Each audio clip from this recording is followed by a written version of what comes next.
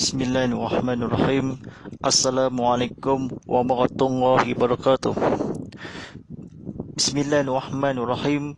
Alhamdulillahirabbil alamin adwal mustaqil illa mibdil kusalimu amalina fi dunya muqaddimatus urusal kusyu waliyadi walima tuhurus wassalamu ala asyafi abi Abdul Salim wa ala alihi wa sahbihi wa sallim taslima. Asyhadu an la ilaha illallah wa la syarikalah. Asyhadu anna Muhammadan abduhu rasulullah. Allahumma salli ala sayyidina Muhammad wa ala alihi wa sahbihi kusallim taslima ila middin. Akma baq wala itamullah kusyu walillahi talillah wala kusitum walillahi kusitum. Sidang penonton rahmat Allah SWT, mari kita bersama-sama berusaha bertingkatan dakwah kita kepada Allah SWT dengan sungguh melaksanakan dengan perintahnya. Mudah-mudahan perkara urusan ini, kami kajian ini, segala perintah ini mudah-mudahan kepada pahala ini, rahmati damai kerajaan ini di dunia dan juga di akhirat.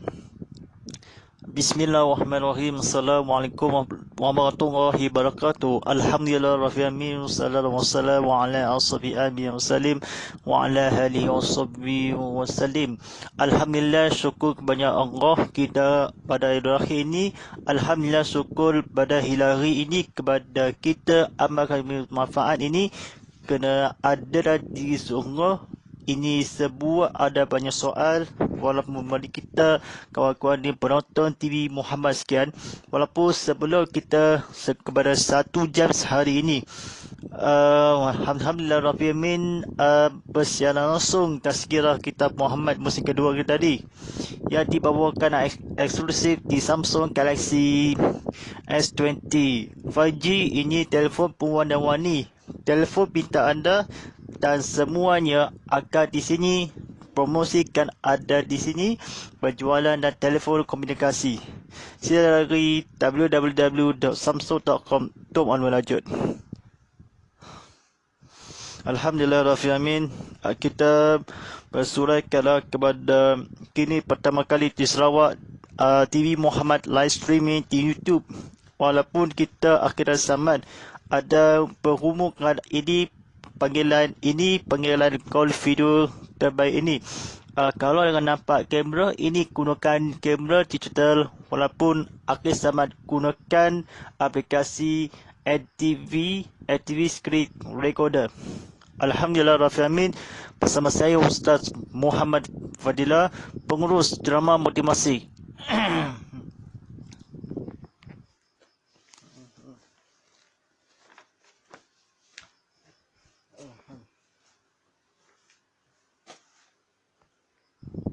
Alhamdulillah, ini manfaat ini kepada tajuk ini kepada episod 14 dan istiqarah. Walaupun kefahaman Islam kebetulan yang paling bercakap ada di sini orang tengah ceramah pada jam 6:55 petang ini. Akan bersiaran langsung ini pada setiap hari Rabu, Isnin dengan Rabu dan jam 6:50 petang, dan ulangannya 6 petang Selasa hingga Khamis secara langsung dalam hashtag di TV Muhammad. Alhamdulillah, sidang penonton Rabbil Allah SWT, mari kita belajar ilmu kita walaupun akhir zaman pada dunia akhirat, walaupun sungguh kepada Allah SWT di surau Kapitan Baru, walaupun kita belajar ilmu, kita belajar ceramah sebelum akhir diri, walaupun belajar ceramah langsung. Alhamdulillah rabbil alamin. Kita malam ini walam sampaikan di episod yang ke-14 di khusus seputar petis. Sekarang kita akan meninggalkan peristiwa besar yang terjadi sebelum datangnya hari kiamat tersebut ke bagian fenomena hari kiamat dan saat-saat berlangsungnya hisab di hadapan Allah SWT. Tidak diragukan lagi bahawa hari hisab adalah hari yang sangat menakutkan. Pada hari itu orang-orang yang suka berbuat maksiat maksiat dan terhaga dan mendapatkan balasan yang tidak pernah terlintas sedikit pun dalam fikiran mereka. Firman Allah SWT mengenai hal ini di dalam surah Al-Qalam ayat 22 dan 23. Pada hari petis disikapkan dan mereka dipanggil untuk bersujud, maka mereka tidak kuasa dalam keadaan pandangan mereka duduk ke bawah lagi mereka diliputi kehinaan, dan sesungguhnya mereka dahulu di dunia diseru untuk bersujud dan mereka dalam keadaan sejahtera. Maksud ayat-ayat di atas adalah bahawa orang-orang yang biasa melakukan maksiat dan berbanggakan terhadap Allah. Setiap penonton rahmati Allah SWT, mereka akan digiring di padang mahsyar dengan kebiasaan seperti ketika masih di dunia. Maka tidak ada kepengkokongan yang dapat diluruskan dan tidak lupa kesalahan yang dapat diperbaiki. Keadaan mereka tetap seperti itu di saat mereka diringing menuju ke menyisaan, dan di sanalah mereka dijatuhi hukuman setibar. Seperti di dunia, mereka lebih senang memilih menjadi orang-orang jahat, maka kini sudah selayaknya mereka merasakan akibat apa yang mereka senangi tersebut. Kalimat pada hari petis disikapkan adalah sebuah ungkapan klasik orang Arab. Ibnu Abbas berkata, orang Arab biasa mengatakan kepada seseorang yang terjerumus dalam persoalan berat dan memerlukan ketabahan dan kekuatan dekat dengan ungkapan sikapkan petismu. Kerana itu ketika ditanya tentang maka ayat ini, Ibnu Abbas berkata, apabila tersembunyi bagimu makna beliau sesuatu dalam Al-Quran, jadilah keterangannya dalam syahir Arab. Kerana itu makna tersembunyi merupakan bagian dari catatan sejarah Arab. Pernahkah kamu mendengar seseorang bersyahir dengan kalimat? Baik, sidang penonton Rabbi-Allah SWT, ini mesyuarat agung ini orang kadang-kadang klasik. Orang kebeli bahasa ini kena faedah walaupun keamanan tanggungjawab ini. Menjadi orang yang kalimat yang atas di petis ni, ketabahan. Sikaplah petismu, ini petis bulu petis.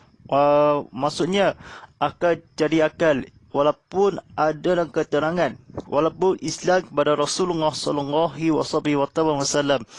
ini sebaik-baik ini, akibat keterangan ini memilihkan senang hati adalah sebuah klasik ungkapannya.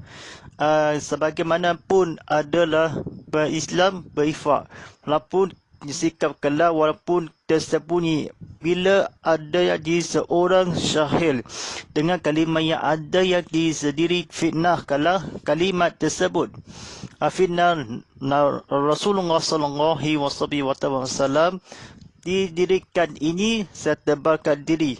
Orang kata berkali ingatkanlah menyimpang kasih, walaupun sanalah mereka jauhi. Jauhi adalah kalimat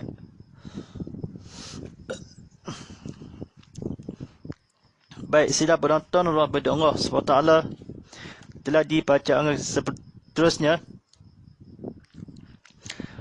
Kaummu membuat tradisi menggalang leher atas kami. Kini perang pun berkobar di atas bedis. Abu Ubaidah pun benar bersyahil. Jika betisnya dahan bunga disikap untukmu, musim bunga pun bersedia menebus, dan kau tidak akan jemu. Sidang jari pernah bersyahil, walau ia bermata kusam. Bernama Luyu dari suku Mazin. Bila perang menyikapkan betis, dia pun tak ragu menyisihkan lengan baju. Atas dasar itulah Ibnu Abbas yang alil dalam menafsirkan Al-Quran memahami ayat-ayat tersebut. Tidakkannya pun ikuti pula oleh ulama dari kalangan para sahabat dan tabi'in. Kami pun tidak mengetahui selain interpretasi seperti untuk wahyu yang mulia itu. Kemudian menjumlah sekelompok orang yang gemar mencari hadis musyrikin serta riwayat yang aneh-aneh. Mereka memutarbalikkan ke anti yang lain. Yang menjadi kewajiban kita untuk menyikapkan hakikatnya. Mereka bahayanya kandungan anti tersebut dan betapatnya kekajilan dari riwayat tersebut yang hanya dapat ketahui oleh para ulama kaum muslim. Menurut mereka, kata betis dalam surah Al-Qalam ayat 42 dan 43. Dalam ayat tersebut menggambarkan ciri-ciri yang dengannya orang-orang beriman akan mengenali tahun mereka sewaktu mereka diuji dengan ujian yang penuh kesusahan, kepanasan pada hari kiamat. Menurut cerita versi mereka, secara ringkas dikisahkan bahawa setelah kaum musyrik dilebarkan ke dalam azab, yang tersisa hanyalah orang-orang muslim. Baik, sidang penonton Allah SWT, ini sukukan akhir zaman di dunia di akhirat. Muslim mereka sesuatu yang akan diazab fitnah akan hanyalah pada Rasulullah SAW. Adakala satu kiamat, walaupun orang muslim kesalahan, walaupun bersyahidkan kalimat syahadah dan diperlukan. Baik, ketika yang tertinggal itu hanyalah orang-orang yang beriman kepada Allah, baik orang-orang baik dan terhaga. Maka datangilah Tuhan sementara alam menemui mereka dalam bentuk yang paling sederhana yang pernah mereka melihat hanya di hari akhir tersebut. Lalu Tuhan pun berkata, apa yang kalian tunggu? Masing-masing umat hendaknya mengikuti apa yang mereka sembah. Lalu mereka berkata, wahai Tuhan kami, telah berpisah dengan orang-orang di dunia ketika kami sangat membutuhkan mereka, sementara kami belum berkawan dengan mereka. Kemudian Tuhan berfirman, akulah Tuhan kalian. Mereka pun berkata, kami berlindung kepada Allah dari azabmu. Kami takkan menyekutukan Allah dengan sesuatu pun. Ucapan untuk terulang-ulang 2 atau ketiga kali, sampai-sampai sebagian dari mereka hampir jatuh terbelanting. Selanjutnya Tuhan berfirman, adakah tanda antara kamu dengannya, sehingga dengan tanda itu kalian dapat mengenalinya? Mereka menjawab, ya, ketika betis itu tersikap hingga tidak seorang pun pernah bersujud kepada Allah atas kehendak bersujud, dan tidak seorang pun yang dahulu bersujud semata-mata kerana pura-pura dan riya, melainkan Allah SWT menjadikan bungkungnya keras, tegak berdiri. Setiap kali hendak bersujud, dia jatuh terlatang. Setelah itu mereka mengangkat kembali kepada kepala-kepala mereka dari sujud mereka dan menyaksikan Allah SWT telah berganti bentuknya seperti yang pernah mereka lihat pertama kali. Lalu Allah SWT berfirman, apakah aku Tuhan kalian? Mereka menjawab, ya, engkaulah Tuhan kami. Baik, tuan-tuan dan puan-puan sedang penonton rahmat Allah SWT, itu akan mengisahkan ini takkan ilmu yang menguasakan terulang-ulang kali kepada Allah. Jika engkau yang akadi, masing-masing akan disimpulkanlah menemui mereka dan pernah Tuhan mereka kebetulan ada di sini. Walaupun Rasulullah SAW akan sebuah akadi sementara dengan akta yang akan di atas nama mereka penduduk akan tertinggal atau fitnah. Sedikit pun walaupun mereka atau yang akan kalian mereka di sini, walaupun sebut atau mereka ada yang diburukanlah orang-orang terharga yang baik, walaupun dari akhir tersebut dipernahkanlah dengan orang-orang mereka bertumbuhnya, sementara dengan kawalan yang jauh dirikanlah umumkanlah telah berpisah kepada Allah SWT, kepada umum ilmu yang akadi kepada Rasulullah SAW,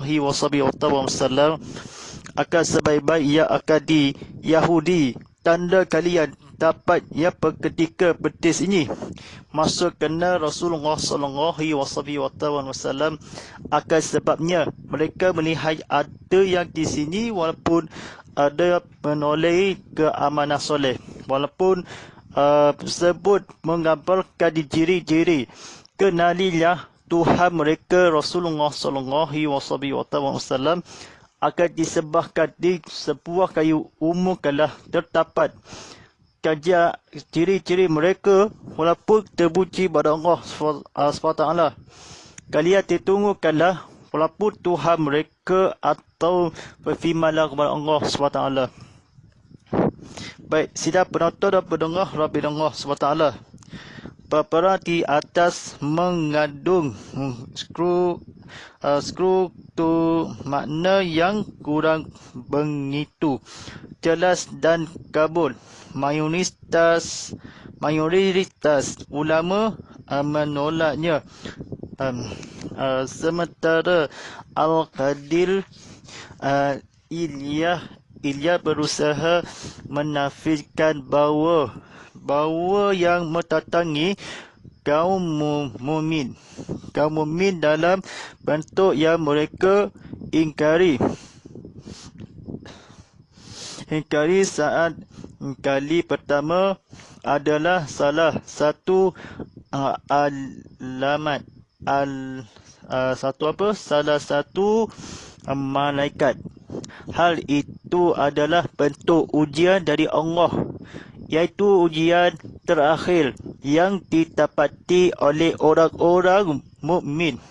Rupanya Ihya tersebut tidak memberikan akses sedikit pun kerana akhirat bukanlah tepat untuk menguji ujian telah selesai di dunia, sebagaimana disebutkan dalam kitab Sahih Al-Bukhari. Hari ini sebagaimana disebutkan dalam kitab Sahih Al-Bukhari, hari ini adalah untuk meramal, bukan untuk menerima ganjaran, dan hari esok adalah saat untuk menerima ganjaran, bukan untuk meramal. Selain itu, mengapa malaikat harus memerangkan sandiwara yang menakutkan ini? Dengan izin siapa? Dan apa gunanya apabila kita tinggalkan pendapat Ihya untuk merenungkan peristiwa-peristiwa yang disebutkan itu? Pasti kita menjadi sesuatu yang secara rahsia dan mustahil akan menerima, kerana Allah SWT dituntutnya tidak akan datang dalam bentuk yang akan mengurangi keluhuran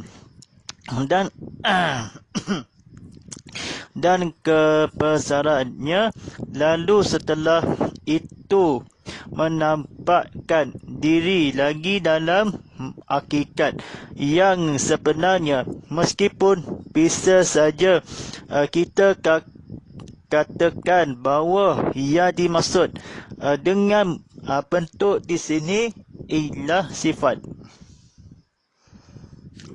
Hadis itu secara keseluruhan mengandung kejahatan mengikannya dengan ayat tersebut disebut di atas pun merupakan sesuatu kesalahan. Hanyalah orang-orang yang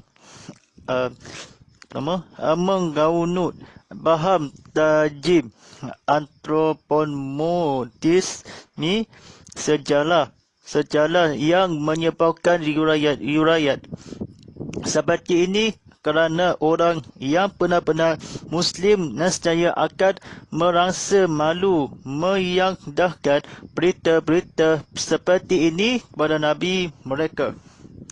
Orang-orang salaf terdahulu dan khalaf yang datang kemudian semua bersepakat dalam mencucikan Allah SWT dan bahawa Dia adalah Zat yang paling berhak dipuji, disyukuri dan dimuliakan.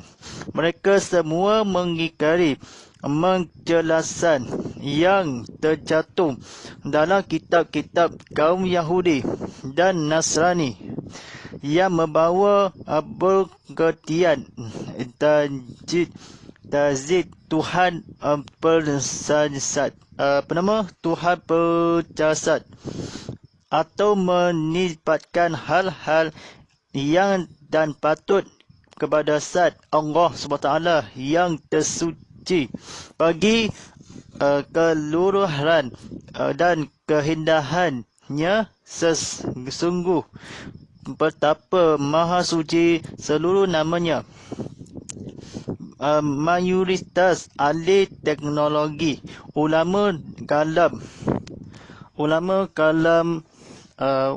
utama dari Al-Husnah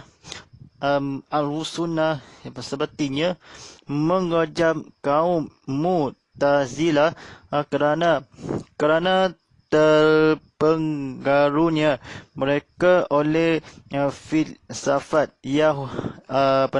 Yunani. Baik, sidang penonton Rabbi Allah SWT. Mengabaran mereka kaum musila terhadap Tuhan yang Maha Esa dengan gambaran yang sangat abstrak kerana sikap ekstrim dalam membuang segala sifat yang dapat mengurangi kesesaannya. Kelompok ini hampir saja menjadikannya seperti dunia maya. Baik, penonton Alhamdulillah sekalian. Ini baca kebetulan yang akhir ini tentunya mengurangi kealangan saja katakan walaupun kepada Rasulullah SAW. Ini kalimat ada di sini walaupun kecacatan walaupun kejahatan. Rasio kepada peristiwa ini fitnah walaupun bos merupakan kesalahan.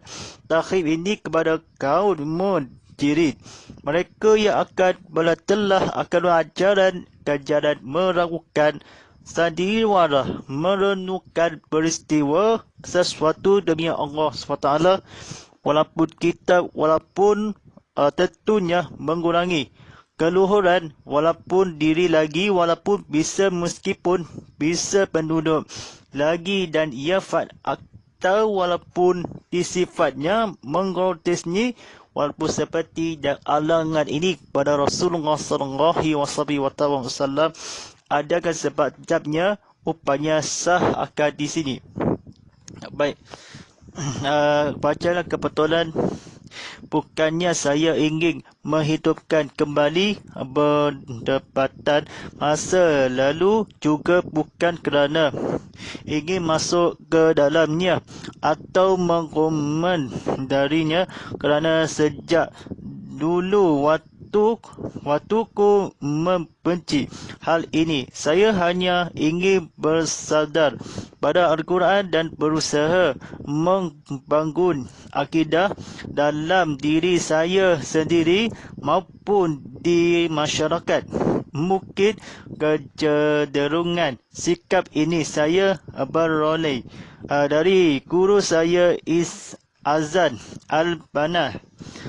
Al-Banna dan juga dari Syekh Muhammad Abdul dalam pembelaannya terhadap ulama dahulu dan menghormatannya. Ada perselisihan di antara mereka yang masih pada tataran khusus, bukan hakikat esensi. Meskipun demikian, ada juga beberapa ungkapan yang muncul dalam perdebatan masa lalu itu yang belum dikontresi dan diberi penjelasan atau pemahami dalam berbagai konteks tertentu, atau kalau tidak maka harus ditolak.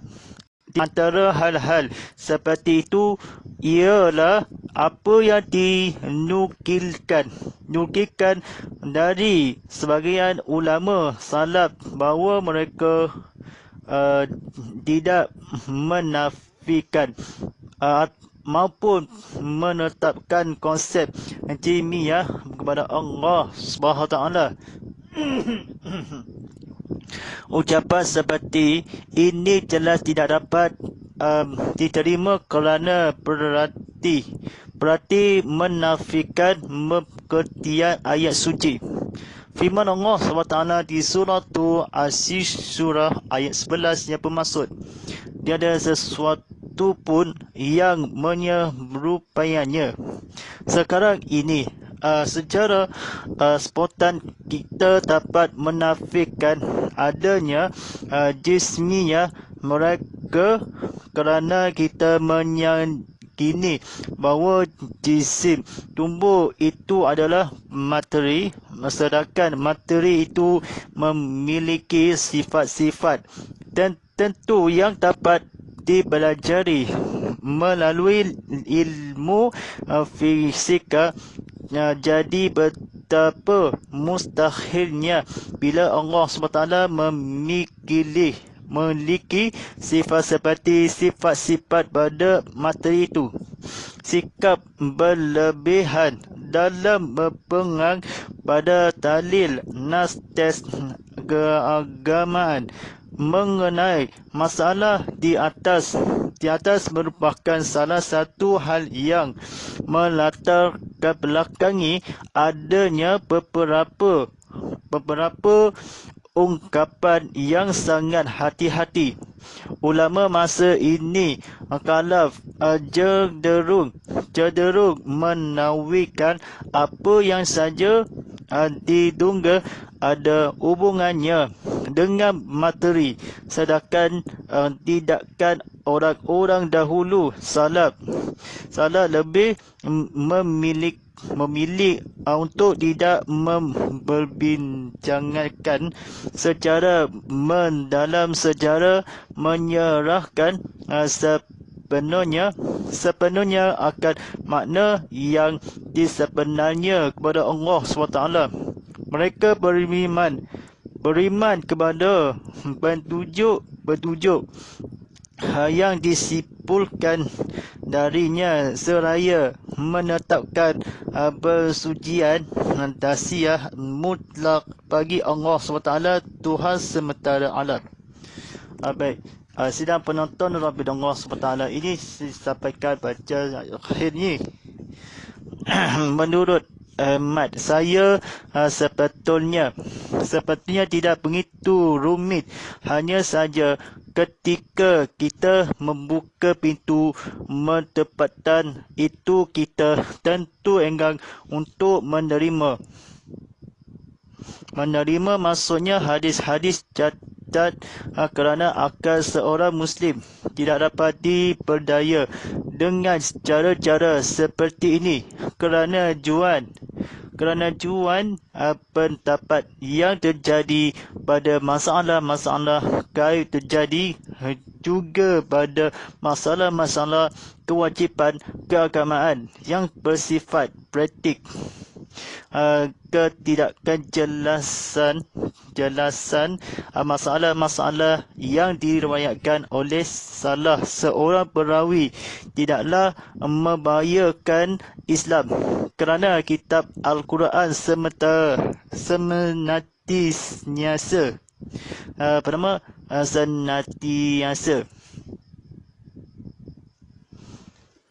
maksum, selalu terjaga dari kesalahan dan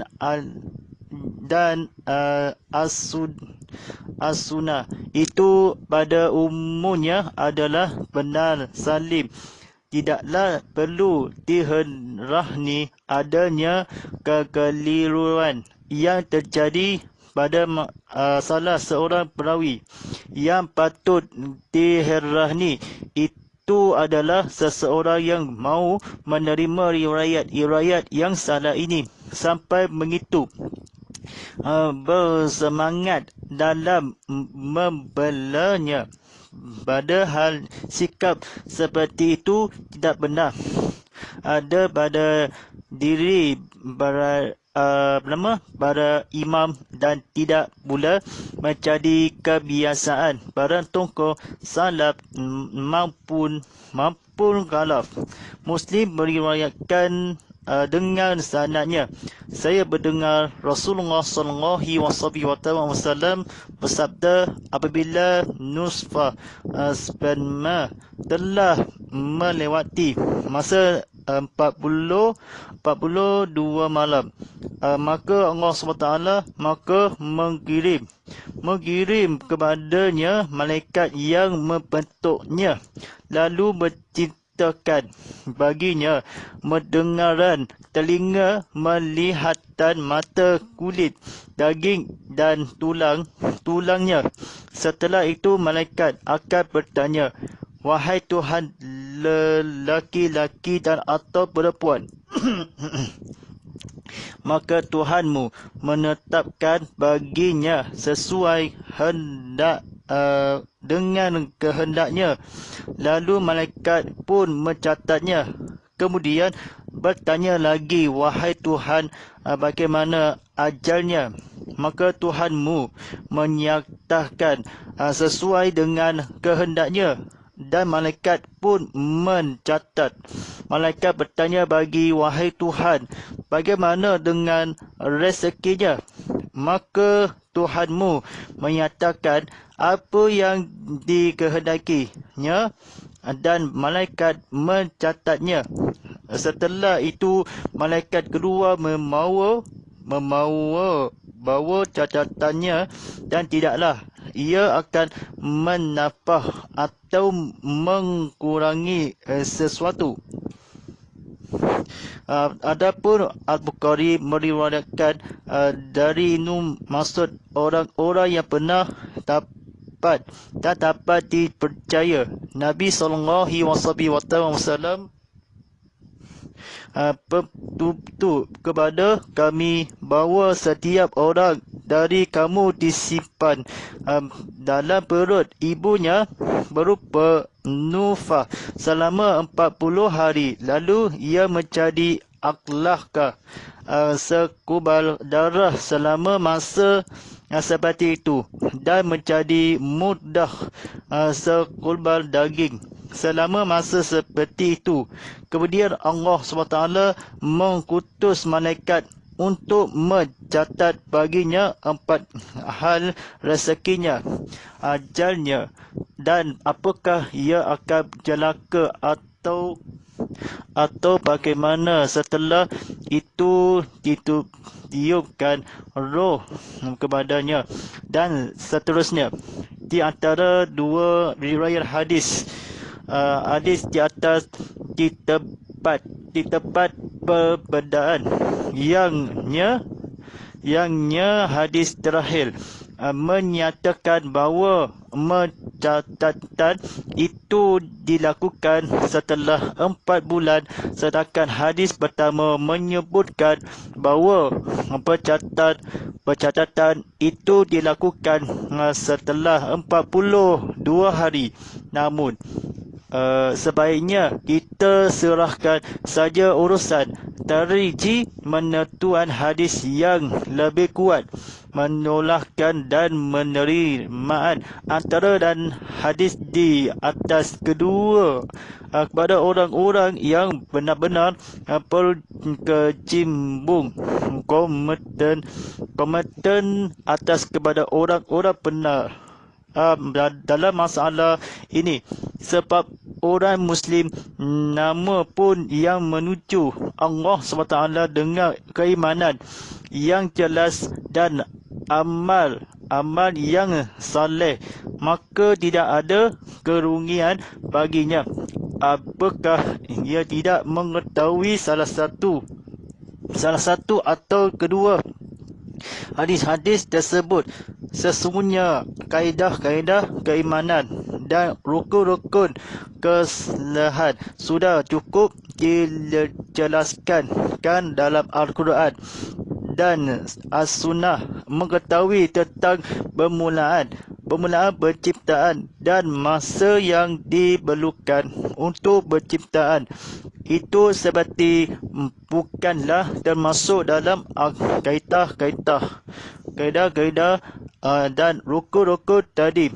Cukuplah bagi kita apa yang telah ditetapkan oleh Al-Quran dalam masalah ini. Kemudian hendaknya semua tekad dan keinginan kita fokuskan ke arah jihad dan segala sesuatu yang dapat meningkatkan derajat kita. InsyaAllah atas temui ini telah sebentar lagi atas bersiaran azan telah termasuk waktu solat fardu isyak pagi 97 Samaraha si bujang sedian sebiang berudam waktu solat fardu isyak pada 7.38 malam. InsyaAllah zakat ini pada tajuk ini, rancangan ini. Terima kasih kerana menonton di YouTube TV Muhammad Live ini secara langsung di live streaming. Sebutamakan ini kepada Allah kerana akhirnya sama di betul-betul yang akan di sini. Baik, insyaAllah boleh sampaikan di rancangan ini. Sebarang rancangan ini kepada tontonan TV Muhammad sentiasa menurun aplikasi TV Muhammad di telefon pintar anda di Apple App Store, Google Play Store dan juga App Gallery. Ikuti kami di Instagram @tvmuhammadhd, kongsi kami di Telegram @tvmuhammad, ikuti kami di Twitter @tvmuhammadhd. Kongsikan ini nak boleh secara langsung di video on demand TV Muhammad sekian ini dan secara langsung di YouTube TV Muhammad.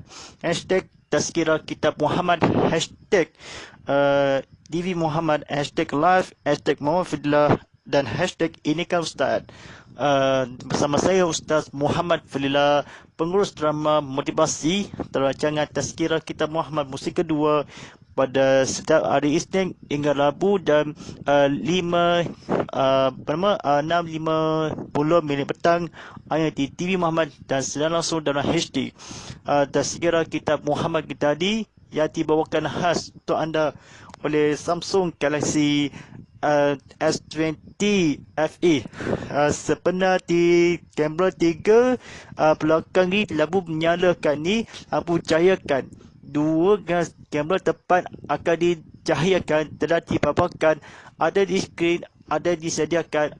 Walaupun cuma ada di skrin, ada diseluruhkan di dunia akhirat ini, kini pertama kali di Sarawak. Silahkan www.samsung.com untuk maklumat lanjut. InsyaAllah walillahi taufik. Wassalamualaikum warahmatullahi wabarakatuh.